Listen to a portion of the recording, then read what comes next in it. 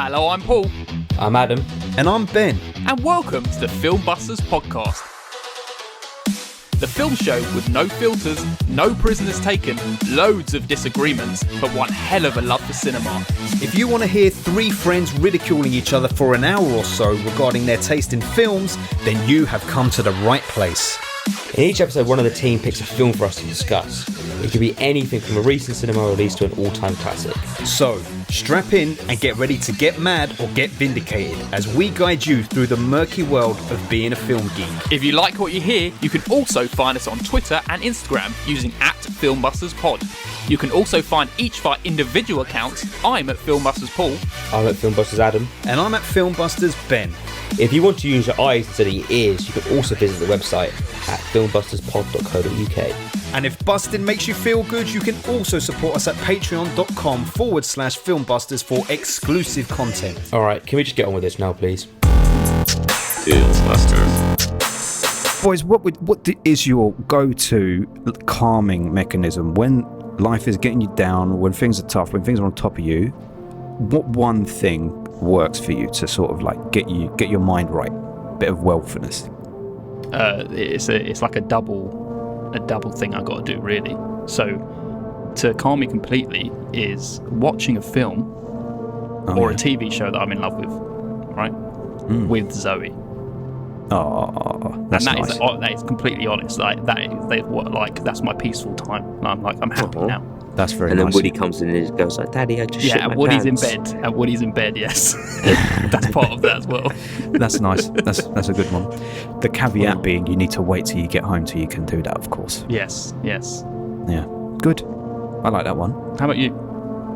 I resonate with that too. That's a good one. I wish I'd thought of that one. I would probably say, well, actually, I could tell you now.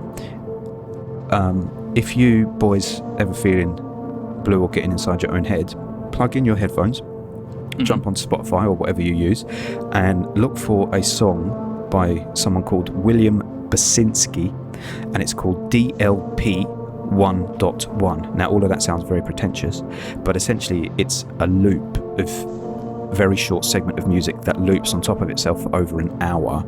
And if you just plug that in and listen, it does something to your brain chemistry that makes you. It's like meditation. The one thing is that is the music that's playing right now since the beginning of the episode, right? Oh, well done. Yes, that's exactly what we're hearing right now. This is William Basinski's DLP 1.1. But if you listen to it and just keep it in your ears, it does something to your brain. I saw someone describe it once as this is what dementia feels like in terms of the memories from your mind slowly stripping away, like you feel them and then they go. But there's something very peaceful about it. It's not a horrible experience. It's very calming. Check it out. Oh, I will when I'm editing this. Good. And yours, Adam? I think music just in general for me, or like going for a cycle, something like that, what like forces you to switch off your mind. Yeah. Something that distracts you and focuses your mind on something completely else then. It's interesting that all three of us pick doing something to distract you from how you feel. I mean, what else would you pick? Well, the alternative is to confront how you feel and resolve it, think on it, meditate on it. Yeah, but I mean, you're talking in life when you can't, like, you don't have control over every situation. No, of course, I know. Depends on the thing that's stressing you out as well. Yeah. Like, as right now this week, work stresses me out. So the best thing to do is to go away from work and chill. Yes, and do this business. Exactly, this business that I'm actually doing at work.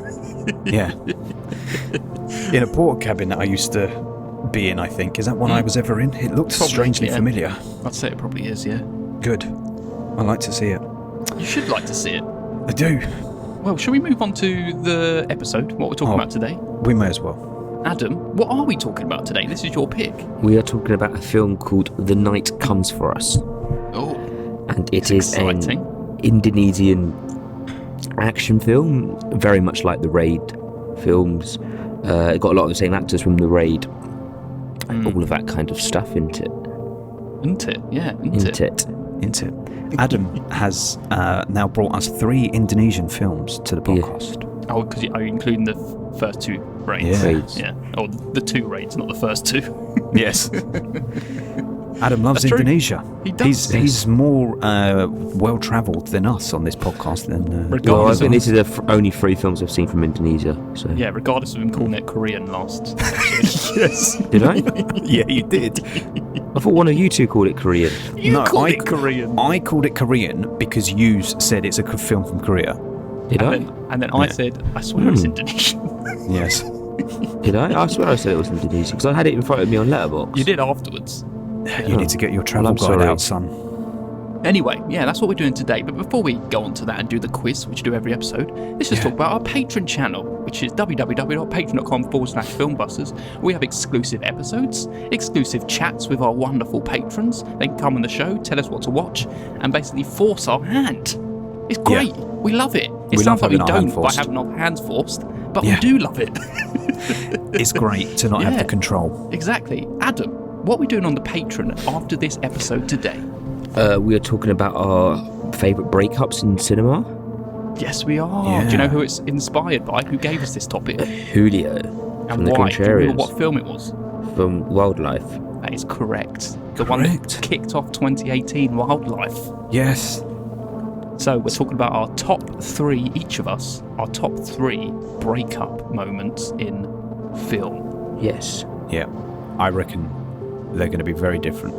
I reckon so. It's quite a broad Very broad. statement, isn't it? Yeah. Could be a lot We of like films. broad strokes. We don't like to get too damn specific and bogged down in the obvious. Yeah. Yes. Although I bet someone's going to have some of the same. Yes. I don't think anyone will I mean, I have haven't mine. looked at any of mine yet, so. Of course, you Of course you haven't. Can I tell you Right. one thing before I do the quiz? Yeah, go on. So, I had a popcorn kernel last night that was sort of like, I thought it was stuck between my teeth. You know how Oh, I that can hate be that. sometimes. I hate that. But I hadn't eaten popcorn for like 3 days, right? Oh, it's worked its way out your gum. Yes, but well, exactly this, Paul. The opposite. I discovered as I was flossing and frantically trying to brush it out that it was embedded between my gum and my tooth, right? And I was flossing away, God. and there was much blood, and this thing was not coming out. And I was like, "Oh, this is really annoying." So I googled it, and they said, "Do not let a popcorn kernel husk get below the gum line because you will need dental surgery to remove it because Oh it my does God. not break down. It's one of the few food items that, things that you eat that saliva won't break down." That makes me scared to eat popcorn ever again. I Oh, literally mate, ate I'm off popcorn it about 20 minutes ago. You better brush those teeth, brush and swill. But as luck was have it, I managed to get it out last night because I was so panicked after I read that. And I'm going to the dentist today anyway. Oh, good. Look at that. All the elements that are aligning. The stars are aligning. Yeah, I just wanted to tell that story. Oh, that's good. You Thanks should for get letting me yourself. share. You should get yourself a water pick. Ah, that expensive.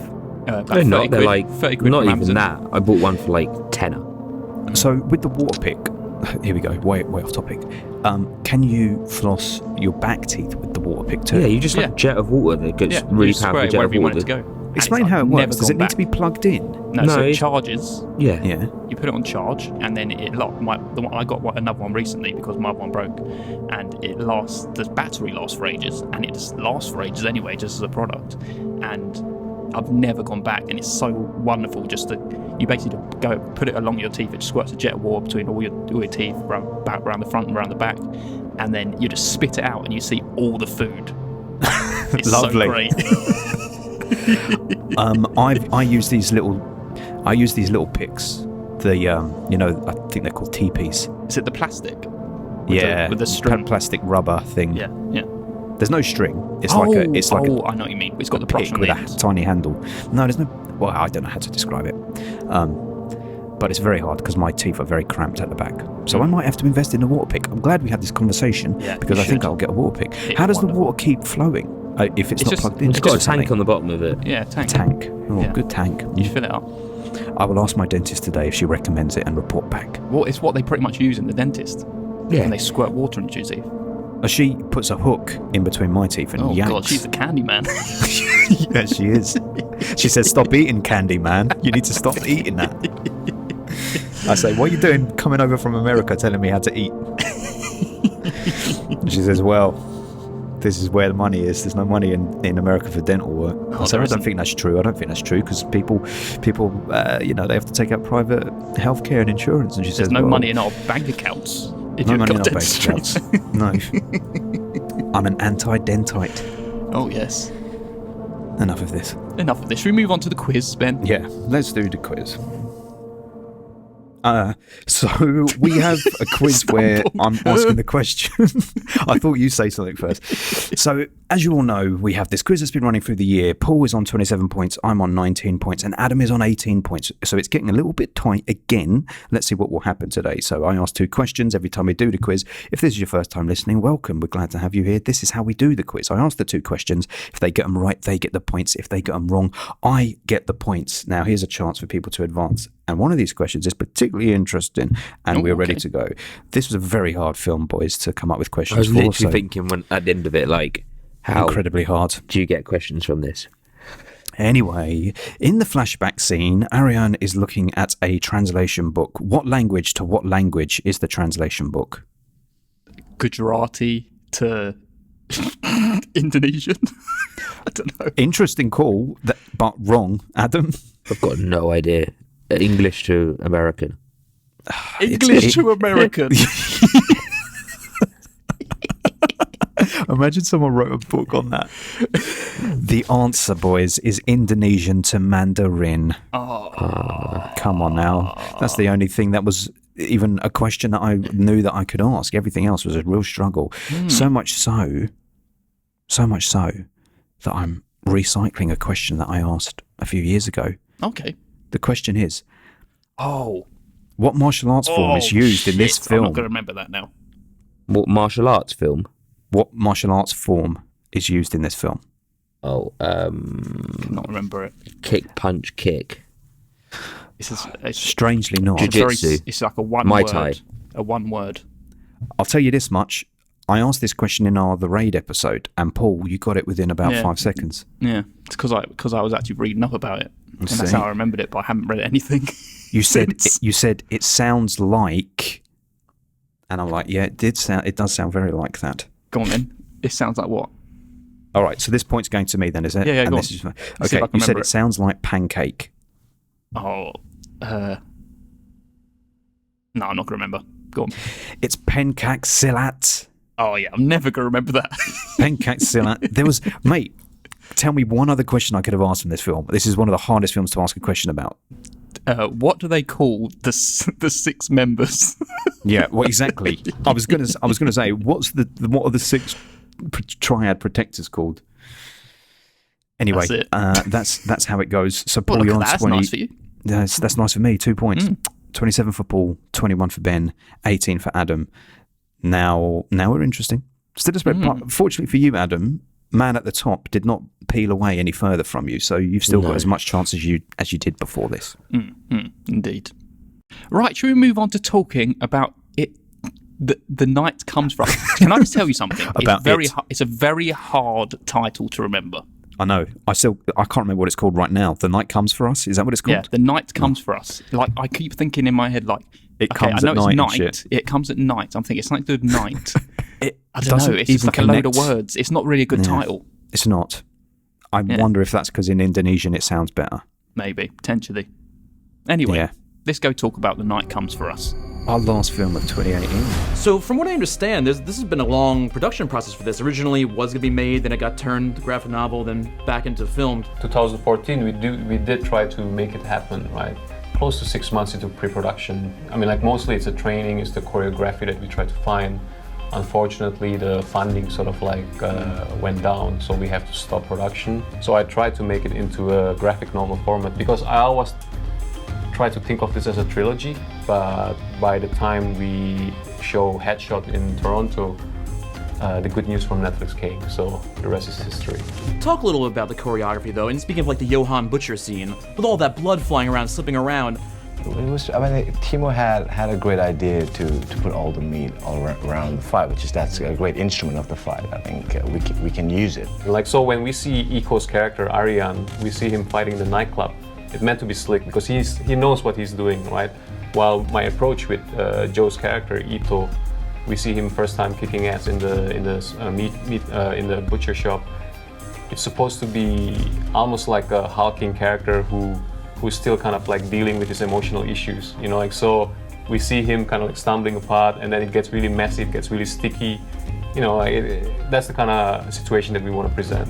Let's talk a little about the character of Ito, though, because while he's our protagonist, you know, at least at the start of things, we don't really get to see it. He's technically not a nice guy, I guess, when you think about it. So kind of, what was it like creating him? Creating him, it was quite a process because we talked about it a lot. You know, what year he killed the first guy, and what year he went to juvie, and because he was raised on the street and he learned to defend himself on the street. So those background stories are very important for me. I imagine a character who's trapped in the darkness, in the tunnel for so long. And this guy, not by choice, because by situation, by destiny. There's also a big brother aspect to the character, you know, like him leading a crew, trying to be a big brother to everybody, and that's kind of like the character's curse. Like, he always tried to feel like, all right, maybe if I do this, I can fix the situation, but by nature, he's a violent character, right? So things keep on unraveling to a downward spiral. So that's the whole idea with Ito as a character. Right, everyone, today we're doing The Night Comes from 2018 by Timo Giajanto. Yeah, well pronounced. I'm just going with that. Giajanto. I think that's exactly it. Yeah, probably not. The J's are probably silent or something, I don't know. But anyway, this is a spoiler episode. If you haven't seen it, we're going straight into spoilers, no hanging around. So you might want to watch it first and then come back and listen to this, or just get spoiled, whatever you want to do. First of all, we've got some people who appeared before. It's basically all the people from the Raid 1 or the Raid 2. We got Joey Taslim, who plays Ito. He was in the Raid 1. We got Iko Iwais, who plays Ariane. He's in the Raid 1. We got Julia Estelle, who plays the Operator. She was in the Raid 2. We got Zach Lee, who was White Boy Bobby, and he was in the Raid 2. Interesting. I didn't realise that many people were in the Raid. I thought it was just the lead two. I'm sure there's a lot of extras that are in both films. Yeah, for sure. Yeah. But anyway, Adam, do you want to give a nice plot summary of this film? Yeah, so basically a little girl, well, these two friends are working for this evil organisation, and one of them rescues this little girl, and then people come after him to fuck him up, and people are defending the girl and people aren't defending the girl. There you go. Pretty much, yeah. Mm. And there's a lot of fighting. There is a lot of fighting. Ben, Yeah. do you have anything about this film? I will. I'll tell you that it's our, well, already said it, it's our third Indonesian film on the podcast. Even though it's originally conceived as a screenplay, it was first adapted into a graphic novel before being released as a film in December 2014. It was 3 months before it started getting made into a film that the director actually developed it into a graphic novel. And then when it was first going to be released in 2014, there were allegations against Harvey Weinstein in 2014, which I didn't realise, which stopped the film from being released because it was the Weinstein company, and they were about to liquidate because of it. And this is very interesting because I'm sure the Weinstein shit was 2017, right? They were fucking pushing that back, mate. They didn't want that to come up to be unearthed. Even them, I know. So because of the liquidation of the Weinstein company, all of their assets were sold off to Netflix, and this ended up being a Netflix exclusive. There is talk by the director, or there was talk at least, of a sequel, which was going to be called Night of the Operator, which would feature Julia Estelle reprising her role, but Netflix abandoned that, and Tahanto, however you say it, has publicly expressed his hope for the movie to still get made because he actually plans a trilogy. This was meant to be the first in the trilogy of the films. Okay. Interesting. Yeah, that's what I have to say. Okay. Adam, this is your pick. So do you want to decide who you want to do their first impressions first and in what order? Yeah, I'm going to go Ben, Paul, and then me. You are? Okay. I'll do it in 3 or 4 very quick points. Number 1, 2 hours is too long for this movie. Should have been 80 minutes. If it was 80 minutes, I think that would be the perfect length. Number 2, the action scenes are amazing. The choreography is stunning.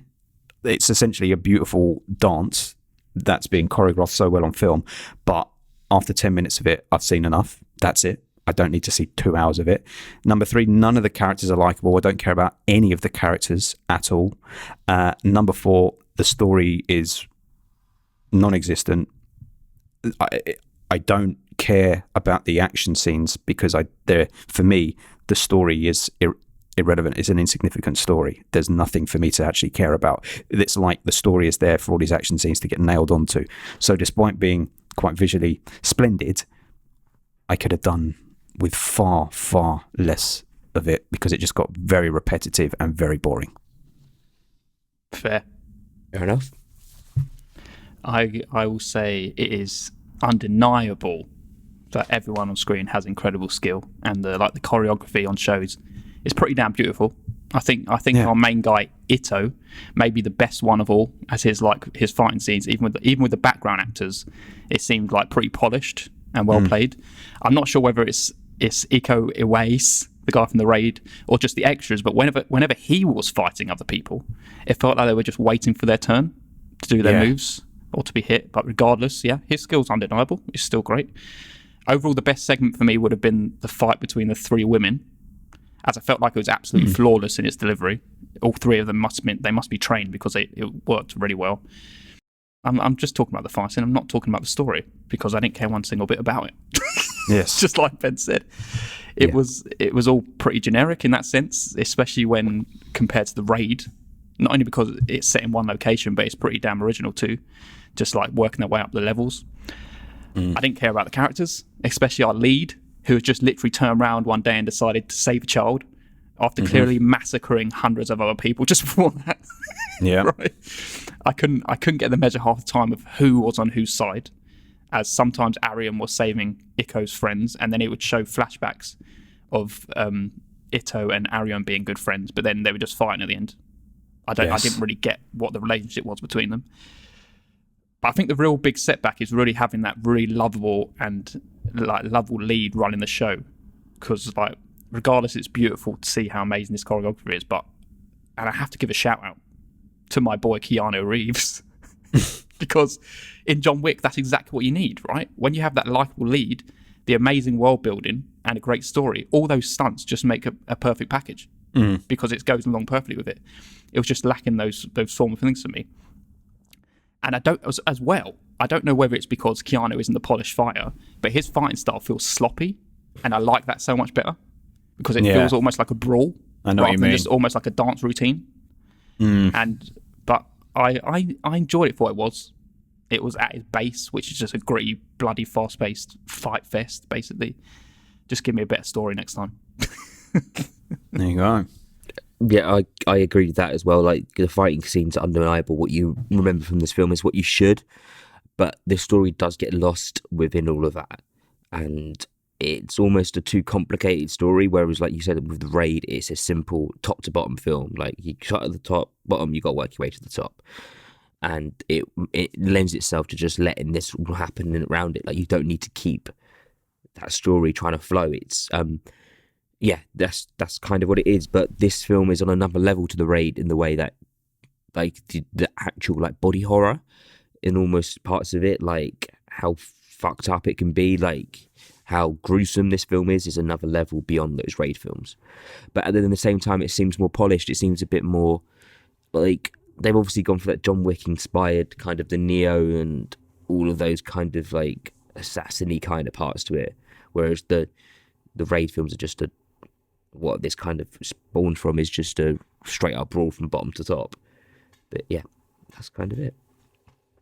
I feel, without knowing your score, Adam, that, and you don't have to confirm this, don't in fact, but I feel like this is a 10 out of 10 because I'm pretty sure that you thought the raid was, and both raids actually were 10s. Did you think both raids were 10s? The first one's a 10 for me, the second one's a 9. This isn't a 10, no. So without it's knowing just any of our lacking scores, those elements.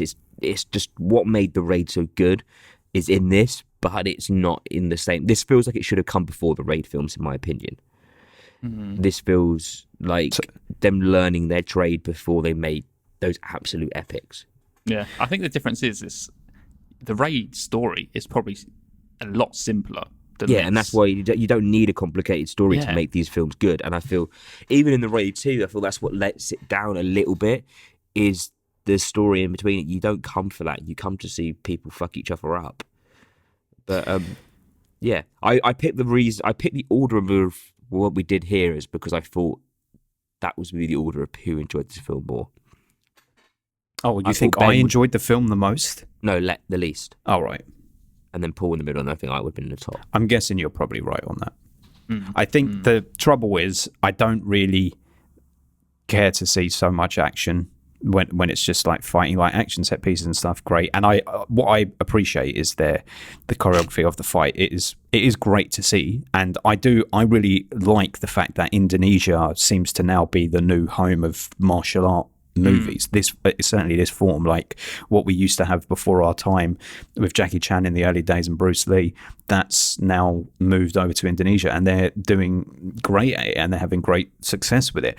I don't think it's for me personally. I enjoy seeing it, but I can't watch 2 hours of it. I think we said at the time when we did the raid, the thing that was good about the raid was that self-contained, simple, like you say, simple story, self-contained, one place, work through the levels. It worked. It was almost like a video game. Work your way up through the levels, the bosses. Cool. Yeah. So show me something different after that. After that, you're going to put it in this big open world, and it's just fight scenes after fight scenes. It's like, which was Raid 2. That was Raid 2, and that's why that was Raid 2. We didn't like it. And this, I would say, I can't really remember Raid 2 at all. I would probably say this is better than the Raid 2 because it was its own thing. And I think I said at the time, if the Raid 2 wasn't called the Raid 2 and was just its own standalone film, I might have dug it. But the thing is, I just got desensitized to it all after a while. It was like violent after violent, and I'm like watching it and I'm thinking, do you know what? This is the kind of film, rightly or wrongly, where people go, oh, those movies with excess violence, they're doing terrible things to our kids and stuff. I don't think they are, but I do think that there is a certain level of like one trick pony-ishness about it. It's like what you're doing is incredible, but you're just hitting that same note over and over and over I don't again. think they do. I think there is enough originality in every single one of these fight scenes. They are the same, but they are completely different at the same time. I would grant you in this one there did feel a little bit of like everyone's just waiting their turn, and there was 2 or 3 moments a bit like that. Like there was one in an apartment room where everyone tries breaking through the door, and then there was the bit which I kind of thought was one of my favorite bits with the pool table and he fucking people up with the snooker balls. That was the most. Yeah, that's what I meant when I said that Ito, he was flawless in his kind of delivery of his choreography because it didn't feel like the extras were waiting. But I do think there's so much originality in each one of these fight scenes, and even different compared to there's different scenes. It's like any action thing is just, they're just, yeah. But I need more than that, man. Like, action, I agree. You know, you need to have something for me to care about in there. Absolutely. Did you care about that girl? I know that, Not you really, know, but you shouldn't. But you don't come for that. You come to watch. It's a bit like. But that's the point. I could only describe it. It's like a musical, isn't it? Each one of these fights is a different musical number. They're all fundamentally the same fucking song in a play at the end of the day, but they're all slightly different. A musical with a shit story is still a shit film. I think the thing is, like, for starters, why is he so adamant about getting this girl? Because there's no backstory to the reason he wants to save this girl and look after the girl as well. So I don't know why we're supposed to care. And we don't really know anything about the girl. She doesn't even speak from my memory. Oh no, she does speak a little, but not much. But not enough for us to care. She does. Yeah, she does. And then we have the main characters who are unlikable. They're all fucking triads at the end of the day who've been killing people. Yeah, so why are we supposed to care about what happens to them? So when it comes to the big fight scene at the end, the big conclusion, why are we watching it? There's no stakes in this. I don't care who wins. Yeah, it's nice to look at. It's interesting, but I'm not going to be rooting for anyone. No, I feel like, I guess it's, again, we talk about this sometimes, it's the kind of film, if you were watching with friends and you're vocalizing it going, oh, wow, oh, that's gnarly. Oh, not gnarly. We're not fucking surfer dudes. You know what I mean? You know what I mean? But if you're watching it with a crowd of people where it's like, oh, that was cool. Oh, that was gross. Fine. I think if you're watching it solo, as I did, it's a bit like, yeah, I'm admiring this choreography. Like, you know what? It's like on Strictly, come dancing. When the professional dancers are there dancing, it's like, I can look at it and go, oh yeah, you're dancing nicely, but once I've seen you dance for 3 minutes, yeah, cool. I don't need to see you doing that for 2 hours. Yeah. I mean, a little bit better than Strict Come Dancing Dancing. Yeah. But I just didn't. I felt very jaded with it. I thought for all the blood and all the action, I should feel a little more excited by all this, and I just didn't, because it was very samey, man. And it's not. It is a criticism. There needed to be better story. If you can embed a story that I care about, imagine the equivalent of Terminator 2. The reason that's the best action film ever made is it has an amazing story with characters you care about, real stakes, a good guy and a good bad guy, and the action is inventive, clever, gripping, but you have a story. Whenever the action stops, the story is there. Yeah. Whereas if you took this martial arts and put it in that film, created that level of emotional stakes in between the action, you'd have a superb film. Yeah, of course. Because you'd create set pieces where the stakes are there. But here, it was just too much. Sometimes less is more. And there was just too much on top of too much. Like there were a couple of great moments in this that, if they'd been passed out and used sparingly, would be more memorable. So for me, the most memorable kill in this, after an action piece, is when he's in the butcher bit, and he uses the bone to kill those two guys. Oh yeah. I'm like, now that is great, but it gets so drowned out by all this other bloodshed that we're seeing constantly. It loses its self. I think this goes to prove it right there that I forgot about a bit, because there's so much other fighting. Yeah. Oh, if you went through, I completely remember it as soon as you mentioned it. But yeah without that, you just like, yeah. It is completely that, though. Like, as soon as I saw Eco, the guy from the Wade, like Jonathan Ross, from the Raid, I was thinking, okay, he's clearly the good guy, right? But then they never really commit to him being good or bad. They don't give anyone any backstories, really, apart from them deciding to join the Six Seas. And it's like, well, that just makes you into bad guys. Yeah, I think there's no good and bad. Everyone's bad in this film. Yeah. And that's the other thing that was hard to root for anyone, because admittedly I was confused, because I thought Arian was going to be a good guy because we're used to him from the Raid. Yeah. So I thought he was going to be a good guy, but actually he was the most despicable out of all of them, because he was meant to be friends with these people, and then he's like, I just want to further myself, so I'm going to kill. So when he was in these conflicted emotional moments, I was like, no, fuck you though, man. Yeah. You're a piece of shit. I feel like they want you to feel a little something for him. No, I think he's meant to be the well. fucktard. He's meant to be the one who ruined it. But he's meant to be the bad guy in this. I think they confuse things a little, because the first thing you see is him saving the girl from being beaten up, his waitress or something. So they're trying to make you sympathise with him, and then they go along with, obviously he's supposed to go on a mission to kill the main protagonist. Yeah. But instantly you're thinking, okay, he's going to turn against these guys because these are pretty despicable people. And then he does. He saves his old friends. He does. Yeah. But then he's just like, no, I'm just gonna fight you at the end though. Yeah, like that whole final battle between the two of them was really weird, because I was like, I don't think either of you wants to kill the other person. They didn't, did they? They went to just fuck him up and remind him who's boss. They were pretty fucking stabbing each other. They were stabbing the fuck out of each other. I mean, Itto was dying. Even if he didn't drive that car into the triads at the end, he was fucking bleeding out from all that shit. Yeah. For sure. I mean, the thing that you've got to suspend your belief with is like, some of the hits these guys take, I don't care how skilled you are at martial arts yourself, when you take some of them hits, you are laying the fuck down. Absolutely. 100%. 100%. There was a bit at the end when he got slashed in the back. I was like, how the fuck have you survived that? And he takes off all the newspaper at the end. I was like, okay, that's like only time they actually explained it. But like the girl who rips off her finger, it's like, come on. Fuck I know, that was a bit I thought Paul would have appreciated the body horror in this. I know he's all about that kind of shit in most horror films. But it's the story that makes me love the body horror at the end of the day. Fair enough. Because I'm so with the story that's playing out. The body horror just adds the extra element of like, wow, this is fun. This is a lot of fun. I forgot like how violent this film was in that way. Like I would say The Raid's a more violent film overall, but this is more like gruesome. It's like more like to be an 18. Whereas, Yeah. But the thing about film, right, is that you can have bad guys in film and they can be lovable. You can learn to love them. These guys are obviously despicable people. There's like fucking Dragged Across Concrete, right? You have two fucking police officers, Mel Gibson and Vince Vaughn. They're both annoying people in that film. But you end up going along with them. You know they're like you're on their side. Yes. And you're kind of like sympathising with them, no matter whether they're racist or they're fucking horrible police, like corrupt police officers. You're kind of going along and you kind of want them to win, even though they're bad guys. Mm. But I wanted that film to be over, but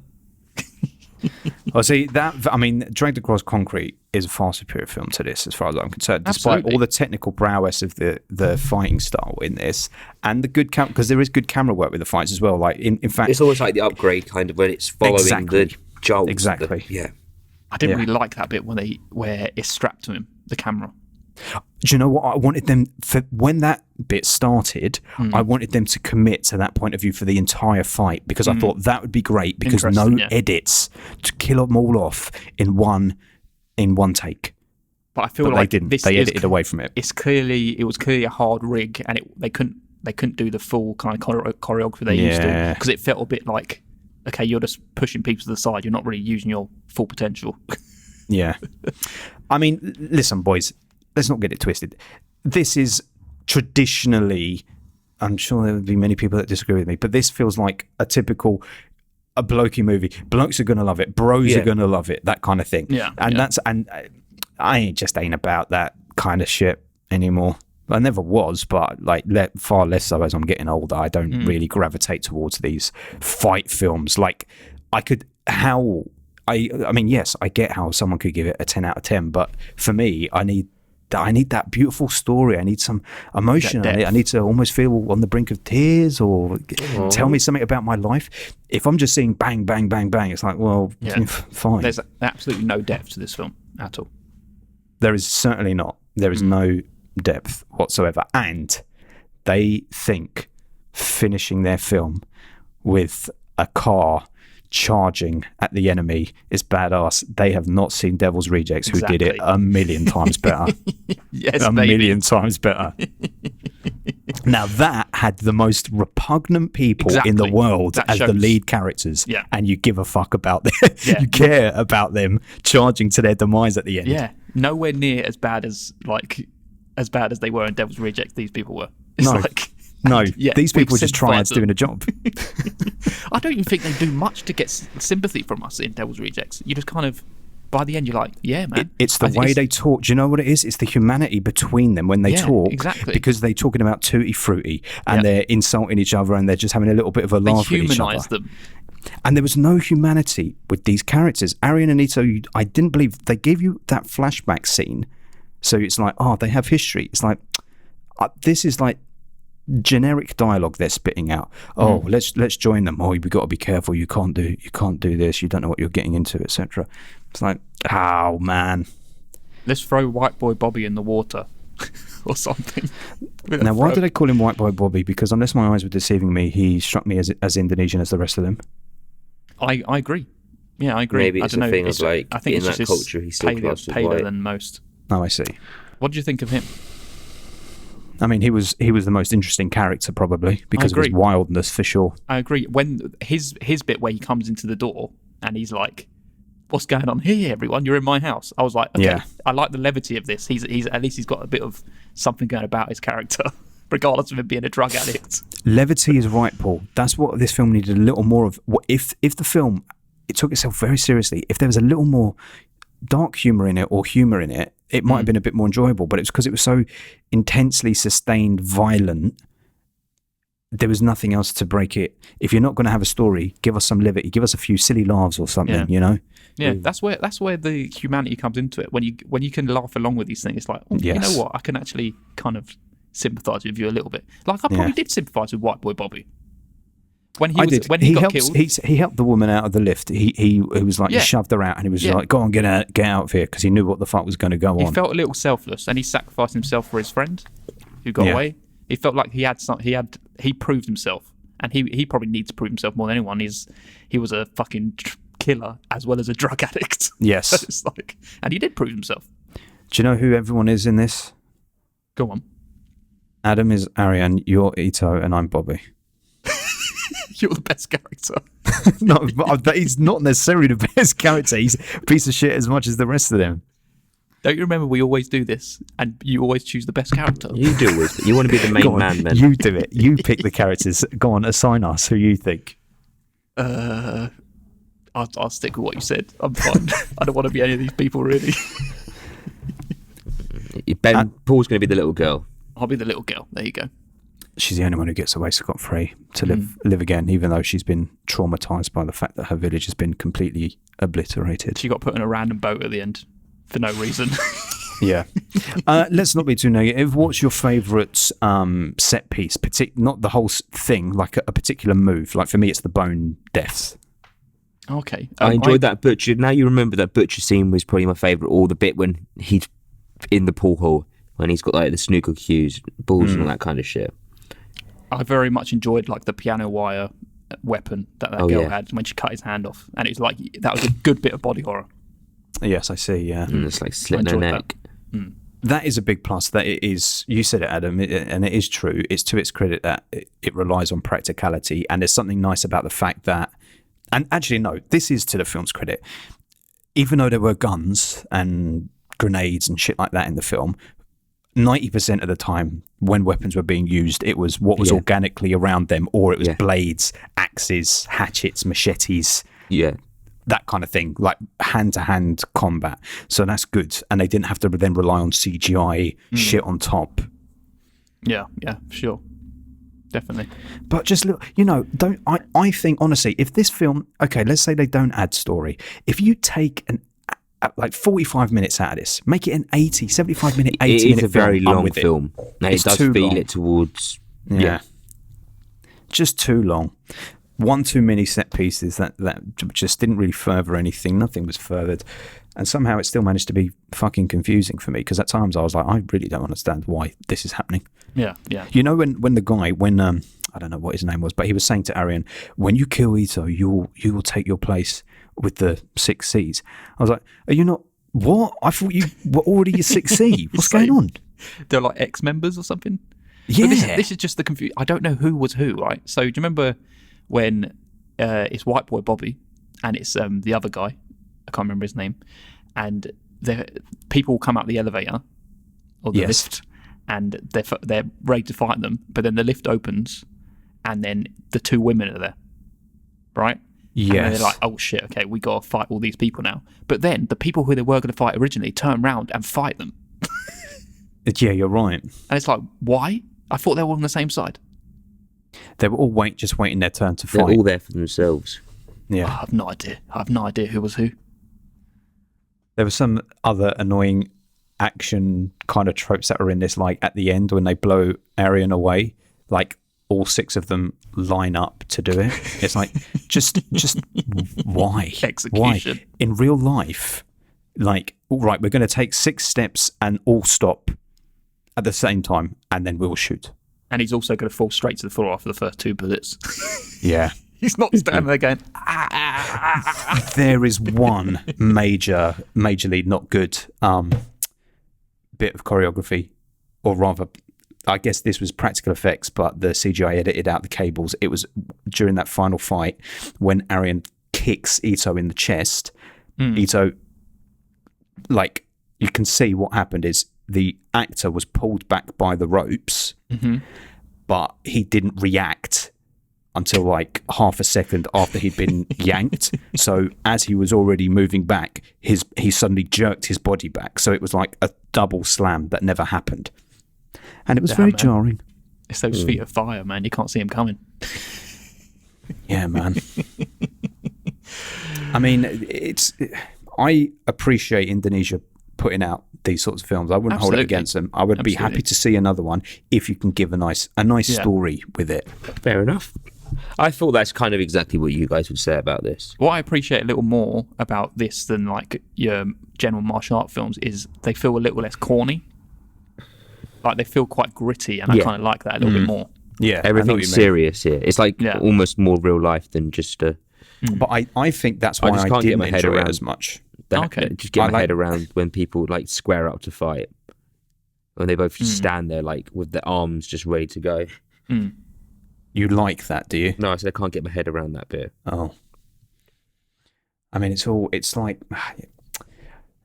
I just need a little bit of silliness with it. If you're gonna, because I can't like, no, we know this, just like in musicals, people don't burst into song in real life. People don't have these fights in real life like that. So acknowledge the silliness of the situation and you can get me on board a little bit. Yeah. So that in those old like Enter the Dragon and Drunken Master and stuff like that, there's a silly element to it. Normally the jokes are pretty crap and stuff like that, but the silly element makes me go, okay, at least you're not taking this too seriously. So basically you're saying just have fun with it. Yeah, Whereas this absolutely. film, like you say, it was very gritty and very serious, but that was what was then hard to take. It's like, you're taking yourself so seriously, yeah, for sure. man. Yeah. Where just throw in a little Jim Carrey, why don't you? Make everyone White Boy Bobby. Make everyone White Boy Bobby. I'd have been there for that. I would have been there for White Boy Bobby. Yeah. And I feel bad because I feel like last time we did the raid, I sort of ragged on it, but I didn't. I was just sort of critical of the sequel more than anything. But I do appreciate this as a sort of subgenre, martial arts subgenre from Indonesia. I appreciate them doing it, and I wish them the best of luck. And I hope that they put out more good stuff. But this one in particular was just too much of Not one enough thing. for you. No, certainly not. Well, what scores did you give it then? I think I'm we're going to about there, guess. aren't we? Can I guess both of your scores? Yeah, go on. I think Paul gives it a 7, and I think Adam gives it a 10. I definitely think you give give it a it- 7. I give it a 7. You I'm about got to it say right. Paul gives it a 7. I think Ben's given it a 6. Yeah, correct. And I give it an 8. Oh, it's wow. an 8. That's surprising. You gave it that I high. mean, does it sound like it? I thought you had it like 9 or 10. No, Oh, I had I it would've at an 8 said 7. I had it at an 8 when Oh. I first watched it. And there Oh, was did you? moments when I watched it, I was like, oh, no, this is actually like really good. Like this is on par. And then it is like, you just remember like, yeah, I was like, oh no, it's not. It's not. So you would consider the raids better than this? Oh, yes. Yeah. I can't really remember that second raid as much. Like the No. first raid is definitely the best out of this. The second three. one's the one that starts in the prison. Yeah, he goes undercover, doesn't he? Yeah, it starts immediately after the film finishes, and he gets put in that prison. They have a massive prison fight. Then you've got the bit on the car chase scene as well. Do you remember that bit? No, I didn't. No. But it's the Tarantino thing, man. It's Reservoir Dogs. That's Tarantino's best film. He didn't have much. He said it in one place, and it was brilliant. Give him more money, and you spread too much. Overdo it. And do you remember with the Raid 2, he actually had the Raid 2 was his original script. It's a Yeah, film he yeah. wanted to do. He didn't have But then enough he had money to for make it. So there you go. It's like just sometimes less is more. Less is more. Absolutely. Yeah. But Wow. I'm glad that we did this world trip of film. This is our first year where every film has been from a different country, and I've Yeah, very much that's enjoyed good. that. I like that. You very should have much. picked a film from Italy, and then it would have been all from I countries. Countries. Yeah, you did India. India, Indonesia. You did England. Oh yeah. But Well, if you we could did do England. We could do England with an I. ING. And Then we done let's America. just- let's just say America. wildlife was made in Indiana. Oh yeah, cool. shit! I Of course. forgot about wildlife. I mean, the three of us picking. Yeah. But well, there you go. Shall we average that out? Let's average that shit out. 7, isn't it? It averages out as, well done, Adam. Very good maths. That is a 7. So, boys, we need to start picking. And, oh, boy, we know where this is going for me. The first at the bottom of our 7s is Halloween Kills, and that is a better film. Adam? I think this is better. I personally now, I would say Halloween Kills is better, but I haven't actually had a chance to change my rating. So, sorry, it has to go above for now. Has to go above Halloween Kills. All right, well, that's crazy talk, but let's move on. Shame. Shame is better than this. I think this is better than Shame. I would watch This Is Better Than Shame. Yeah. Oh, fuck me, really? Christ Jesus. Well, I don't know how... Solo, I mean, I guess... It's hard to say, but yeah, I guess Solo is better than this. Wow. This is better than Solo. Yeah, again, this is better than Solo. Fucking hell. Burning is better than this. Better than Burning. Burning's better. No, Burning's better than this. Oh, there you go. Oh, there we go. So, folks, it sits above Halloween Kills, Shame, Solo, but below Burning. Mid-table fare, mid to low-end table fare. And, Adam, you've brought us a lot of low-scoring films this year. I know. I'm going for fun films, mixing it up. I reckon the film I would have picked, though, would have been lower on the list than this. Because Paul gave that film a 3 out of 10, so... What was the other film? Remind us. And I only gave it a 6 out of 10. What was it called? Call Me... No, not Call Me by Name. Sorry to Bother You. Oh, right, okay. Well, I'm glad you didn't. I had the word cool in my head. From we travelled the world with these films. We had a good time with them, I would say, really. We had a good time with them. Shall we, now that we're at the end of 2018, do we have any reviews on this first? Sorry, I guess we do. Oh, yes. Right, so before we wrap up our 2018, should we give a review for this film? We got one from spit Luke Human. one out? Luke Human. Oh, wow. Who I think actually gives this a 9 out of 10 from memory. So he says, from the man that brought you VHS 2 Safe Haven segment, it is no surprise that the sheer level of violence here strays into body horror. A charismatic cast, mind-boggling choreography, and ferocious pacing combine to make this an eye-watering update of Woo's 80s Hong Kong crime flicks. Well, that's true. It does do that. You're correct, Luke. It does do that. I just wished it did more. Oh. Yes, it should have done a little bit more. Sorry, Luke, but I'm glad you enjoyed it. Enjoying it. That's what it's all about. Did he watch it because of the podcast, or had he already seen it? I think he watched it recently. He watched it on his... I saw it pop up and I was like, oh, he's on it. He's listened to the old podcast and knows what we're doing next. Good man. Other than that, it was a mega coincidence that he watched it in the last 3 days. Good man. Good man. Should we move on to wrapping up 2018? Oh, it's the end of 2018. How sad. Oh, Paulie. Is that because you want me to go first? Why did you just say Paulie? Why not? Okay. Well, we're going to wrap up by doing our best scene, our best line, and our best character from 2018. Is that correct? Yeah, yes. We like to do that.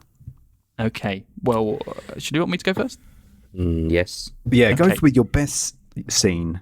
Okay, from my best 2018. scene. So I like to kind of wrap 2018 up with a ribbon of what I think the 2018 segment's been about.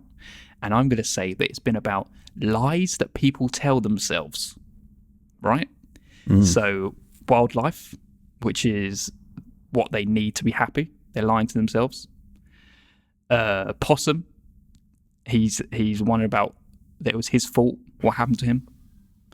Anderton, he's lying to himself that he's blind. Yeah. And then The Night Comes for Us is that he can leave the life he has and be happy, which I don't think he can. Oh, look at that. Yeah. But the scene I'm going for that kind of encapsulate all that is when Philip is holding the possum up in front of his face, looking at something that like literally looks like him, but deformed version, and wondering if they are one in the same. Very good. You go first. I need to think. Well, I dig the same sort of message that Paul was saying there. Going down that exact same route, my favourite scene would be the final scene of Wildlife, where Joe is essentially lying to himself by trying to capture the photo moment, which is not real, and that's wanting that's what I was kind of going off when I was thinking of scenes. I was trying to think more of Wildlife, I think, is where I'd pick the scene. Yeah. But yeah, and it's that kind of people just unsure of themselves and don't know what to do. Sad, tragic. Absolutely. Clinging on to something that is no longer there. Maybe that's what 2018 was as a round of films, because I've got to say, boys, 2018, I was not very impressed with this round. Apart from Wildlife. I think 2018 as well is we've been there and done that as well. Like that's possible. There's a lot of films that I would have picked. But I think all our picks sucked. I think Possum was stand out for me personally. Well, it was the better of the three, but they were all still like down, deeper and down. See, I thought this film was better than your two. Well, I'm sure. Well, go on. Who was your favourite character, Adam? You go first. Characters. Character. I mean, I think as character-wise, you'd have to. What's his name from Anderton? Oh, Oh, really? You? Oh, yeah, you gave that an 8, didn't you? Yeah, he enjoyed it. 7, didn't I? Oh, it was a 7 or 7. It was a 7, yeah. Oh, it was a okay. 7. But as an actual character, I think he's the one who stands out the most. I don't think. Out of all the films we've watched, I mean, Wildlife is all 3 of them. So I feel, as a film, it's made by the 3 of them, and you can't really have one of them without the other. But Well, bless your innocent eyes. Yeah, that is not what I say. I say the best character from all of these films is Philip from Possum. Absolutely agree. There you go. So it's a one-man show, essentially. And he is layered and layered and layered. That man put in the best performance out of all these films. Yeah, got to agree with that. I mean, performance-wise, yes, but I'm not saying which character do you want to sleep with, Adam. I'm not sleeping with him. You want to sleep with, what's his name, from Anderton. There's nothing wrong with that. Well, we have slept together. We'll put a picture out for patrons in Paul's bed, Paul's sister's bed. With your nipple out. Very disgraceful. Adam is the one who has his nipple out, and I'm the one who's not looking happy about the situation. What's your And best line? finally, best line. I'll go first on this one. We're going back to Possum again because I can't stop thinking about it. It's waking up, is it? Oh, yes, good one. I thought you were going to do that. It's very disturbing. Very disturbing. Very good. How about you, Adam? I can't think of a memorable line, to be honest. Maybe like what's in the jars from Possum. I don't know how he said it. I can't remember it that well, but that's What's in the jars? What's in the jar? What's Like in Brad the Pitt. jar? Oh, what's in the jar? We both had the same thought process. Okay, do you want my one? Yeah.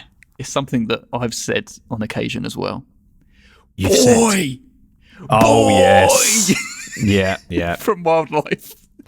Of course. That was just such a fucking weird thing. I know we talked about it at the time, but it was just such a weird line delivery, and it's just such a weird... Just stood out. Yeah, it did certainly stand out, yeah. Love And it. that was 2018, people. Let's put that year to bed. I think that's probably the year we've done the most films for this podcast now. It has been. Absolutely, yeah.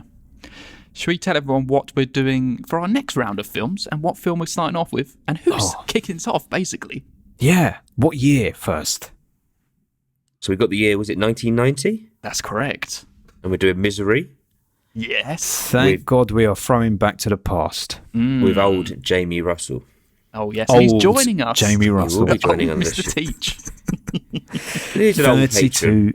32 years into the past. I was 4 when this came out. I was Oh, how about we -4 when this film came out. I was born in 1990. How about that? Wow, this is Paul's birthday year, everyone. Look at that. Happy birthday, Paul. Absolute misery. Absolute misery, yes. When I came out, it was Top Gun. Oh, wow. I don't think we've done a film from 94 yet. Well, there's much fun to be had. So 1990, we're going to have Jamie Russell. And my goodness, if we're not approaching Stephen King again. Yep. We You can't always get are enough of gonna him be. on this podcast. Poking his head up again. He's got to be the writer that we've now covered the most on this podcast. Yeah, he definitely is. Absolutely. Got to be, hasn't he? Yeah. For sure. And very nice that we can do a little homage to James Caan as well. Oh, yes, we can. Oh, yeah, I forgot Indeed. he died recently. Yeah, exactly. So And we say exciting. adios. Yeah, exciting. We can have Jamie Russell back on the podcast again. Yeah. You'll get him in your ear holes. And actually, there's a little other surprise person coming up afterwards, but we'll reveal that later, I suppose. Oh, yes. Someone else is picking a film from 1990, aren't they? Yes, they are indeed. Yeah, I think we should we like bookend the round with that pick? Yeah, that's a good call. Yeah, for sure.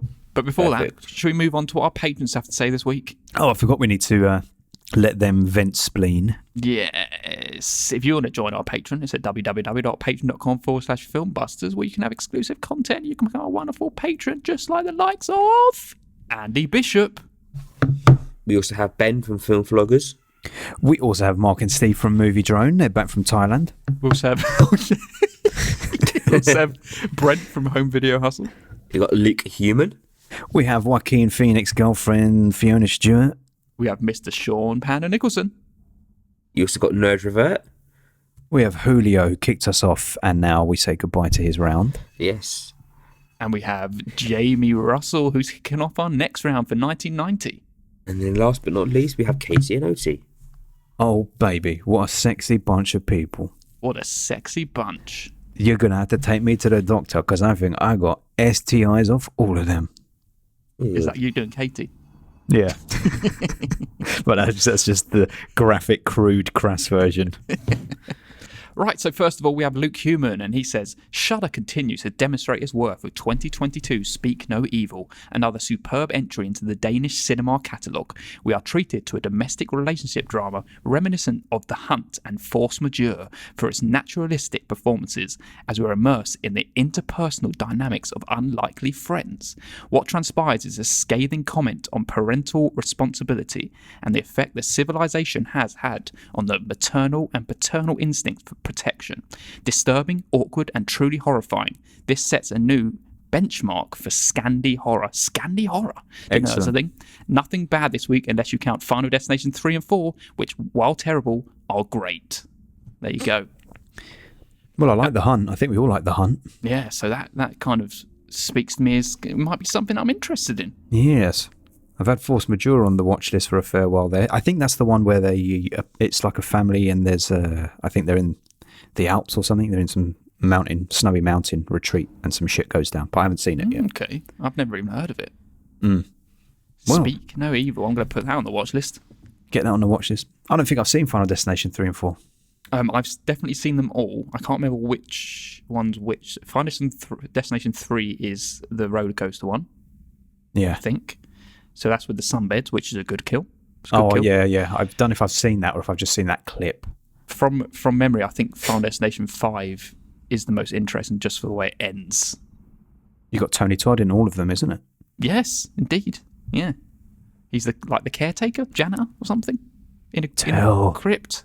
Everyone. Oh no, does he work in the morgue? He works in the morgue in the first That's one. it, yeah. And he's like, in one of them, he's the voice of the ghost train at the fun fair. Oh, interesting. They implement him throughout somehow.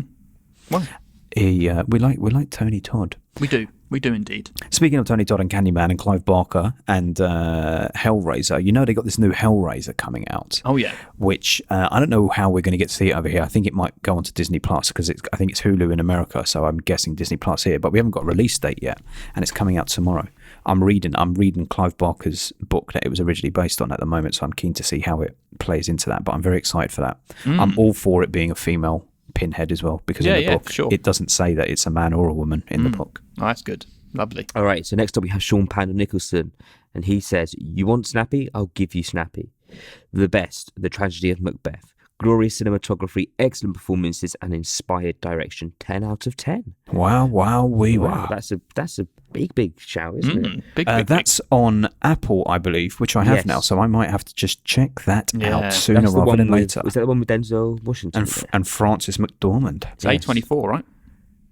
Yes, it is. And the Coens.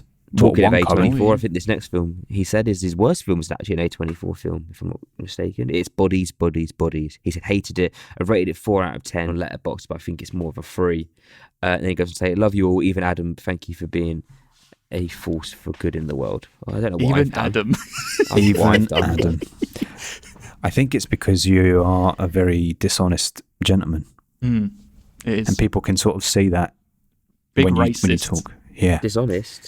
Dishonest, like ugly personality-wise, I mean. And physically. Physically also gangly. And just generally an unpleasant and foul being. Yeah. But he loves you still. Yeah. He still loves you, Adam, so that's all that matters. We love you too. I love everybody who listens to us. Just give us more money so I can quit my job and do this. He just proves himself right there. Look at that beast. Exactly. There it is, that fucking lizard king bursting out of him. Cool. Next up, we have Mr. Jamie Russell. I will echo Luke by recommending Speak No Evil, but approach with caution as it's a darkly disturbing watch that will get under your skin. Excellent. It fits nicely into the societal horror genre, like Kusama's The Invitation, and it features strong performances from all of the main characters. It will provoke reactions, often frustration and anger throughout, and will leave you thinking about the conclusion a long time later. Oh, I can't wait to watch this one now. I don't normally mention a poor film, but I was very disappointed with The Howling. It felt very dated and doesn't hold a candle to its nearest comparison in American Werewolf in London. I'm not sure if I've seen The Howling. I've never seen The Howling either. Familiar with the idea of it, but I have not seen The Howling. I'm very excited for this Speak No Evil. Two endorsements from our patrons. I'm down for that. Last of all, we got Nerdrovert. He's back again for another week. God, welcome back, Nerdrovert. Welcome back with a bang. He says, "Speak no evil leaves you feeling uncomfortable." Look, everyone's talking about it. What on earth? This is wild stuff, Yes. gentlemen. Guys, I hate to tell you, but we're going to have to reach into our pockets to buy it because it ain't streaming nowhere. Oh, God. Well, I definitely want to see it, regardless. Yeah. Anyway, he finished off by How saying, did all these people see this? Especially don't our know. Brit. Did both Jamie and Luke go to the cinema to see this? potentially. I mean, it's a Danish film. I can't imagine it got much of a cinema release over here. Who knows? He also says Thirst from 2009 is a surprise vampire gem of a find. I know that's a Korean film. I watched it a long time ago. I think it's from Park Chan-wook. Okay. From memory. Okay. And he says worst was easily Hack-O-Lantern. That's a long 87 minutes. It didn't even reach the 90-minute mark, and it was still fucking the worst. Yes. It just sounds awful. That sounds like something you would watch, Adam. No. I mean, it depends. Is it meant to be comedy or? I'll watch it tonight. Oh yeah, I've just gone onto it and I see that. I bet it's got a terrible poster. I mean, the poster is a pumpkin with a man in a demon mask behind That's it, exactly and the type of pumpkin I was imagining it being. and like a trowel, one of them fork trowels digging into the pumpkin. I mean, it looks shit, yeah. A young boy named Tommy sees his father murdered by his grandfather in a brutal satanic ritual on Halloween night. Years later, as Tommy's grandfather attempts to initiate him into the cult, a mysterious killer begins preying on the people closest to Tommy. Yeah, I was possessed. Possessing you. It's the spooky season. It's time to get spooky. Well, thank you, patrons. Thanks for those wonderful suggestions or Yeah. ones you want us to avoid. We love them Thanks. all, especially Speak No Evil. We're definitely going to sort that out. Yes. And if we haven't seen it by the time Jamie comes next week, we can ask him how he fucking saw it. Yes. We're going to put him on the spotlight. He's been illegally downloading. Clearly. Yes. Our patrons are criminals and they are also ugly on the inside. Not on the outside, though. Only On the Adam. outside, very sexy. On the inside, hideous as sin. Black as sin. Yeah. Yes. Waking up, is it? Waking up as it. Anyway, look forward to seeing you next round for 1990. And for 1990. Mr. Jamie Russell. Can't wait to go back in time. See you later, everyone. Come join us on the Patreon for a lovely episode. Goodbye. Fieldbuster.